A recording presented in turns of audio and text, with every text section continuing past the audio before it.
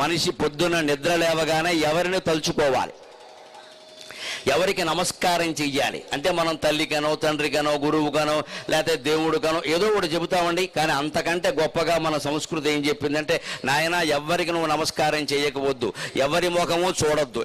ఎందుకంటే ఎవరి ముఖమైనా చూస్తే మనం ఏమంటాం, ఆ వేళ మంచి జరిగిందనుకో పర్వాలేదు వాళ్ళకి చెప్పాం, కానీ ఏదైనా చెడు జరిగిందనుకో పొద్దున్నే కనిపించింది పనికి మాలిన ముఖం అందుకే జరిగిందంటాం. మనం తక్కువ వాళ్ళం కాదు. మనం మనకి ఏదైనా చెడు జరిగితే పొద్దున్న ఎవరు కనపడ్డారో వాళ్ళ మీద పెట్టేస్తామండి. నిజానికి ఆలోచించండి, ఈ దేశపు యువతరం నీకు పొద్దున్న ఎవడో కనపడడానికి నీకు పనులు జరగడానికి ఏమైనా సంబంధం ఉందా? ఈ శకునాలు, బల్లిపాట్లు, పిల్లి కోతలు ఇవన్నీ మానేయగలిగితేనే మనం బాగుంటాం. ఖచ్చితంగా ఈ గుడి నమ్మకాలు పోగొట్టుకోగలిగితేనే మనం బాగుంటాం. మన జీవితాన్ని నిలబెట్టేవి రెండు, ఒకటి ఆత్మవిశ్వాసం, రెండు పరమాత్మ విశ్వాసం. అంటే లేవగానే మీరు ఎవరి ముఖము చూడక్కల్లా ఆశ్చర్యకరమైన విషయం ఒకటి తెలుసా, మన చేతులు మనం చూసుకోవాలి, మన అరచేతులు మనం చూసుకోవాలి, ఎవరిని చూడక్కల. మన అరచేతులు ఏముంది, అరచేతుల్లో శీతాకాలం పొప్పర్లు ఉంటాయి, వేసవకాలం చెమట ఉంటుంది, ఏముండదు ఇక్కడ.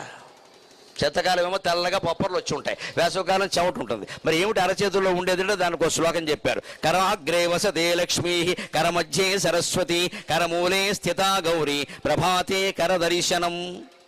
పొద్దున్నే నీ చెయ్యి నువ్వు చూసుకోవయా సరిపోతుంది, ఇంకెవరిని ఎక్కాల. ఎందుకన్నారు? కరాగ్రే వసతే లక్ష్మీ, ఈ చేతి గోళ్ల చివర లక్ష్మీదేవి ఉంటుందట, చేతి మధ్యలో అరచేతి మధ్యలో సరస్వతీదేవి ఉంటుందట, ఈ అరచేతి మూలంలో గౌరీదేవి ఉంటుందట. ఎక్కడున్నారండి? అంత చెయ్యే ఉంది, ఎక్కడ ఏం కనపడరండి. దాన్నే సింబాలిజం అంటారు. హిందూయిజంలో సింబాలిజం ఎక్కువ.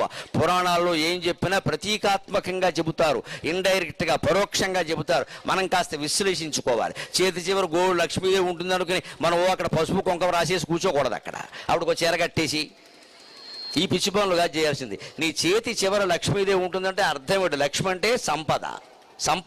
సంపద ఎలా వస్తుందండి? కష్టపడితే వస్తుంది. కష్టపడకుండా ఏ సంపదలు రావండి. కష్టపడడం దేంతో కష్టపడతాం?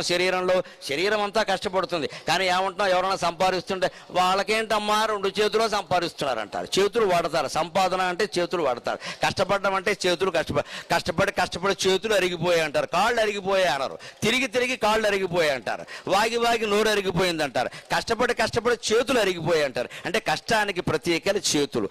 ఆ చేతుల్లో కూడా ఏవి పనిచేస్తున్నాయి మీరు గమనించండి. ఇప్పుడు నేను ఇంత మాట్లాడుతున్నా, చేతులే ఊగుతున్నాయండి, కాళ్ళు మెళ్ళు అన్నీ ఊగితే మీరు భయపడిపోతారు, ఈయనకి ఏదో అయిందని. శరీరం అంతా ఊగితే అలాగా చేతులు ఊగుతాయండి అటు ఇటు ఖచ్చితంగా. ఆ చేతుల్లో కూడా అరచేతులే పనిచేస్తాయండి, చెయ్యంతా ఉండదండి. ఈ మైకు అటు ఇటు జరపాలంటే అరచెయ్యే మొత్తం, ఈ చెయ్యంతా అక్కర్లేదు. మంచినీళ్ళు తాగాలంటే 2 చేతులు అరచేతులు చాలు నాకు. ఈ చెయ్యంతా ఊరికే ఉంటుంది అంతే బలం. అందుకే పట్టుకోవడం దీంతోనే ఇలా పట్టుకుంటాం మనం. పైగా ఈ మూత తీసాం చూడండి, ఈ వేలు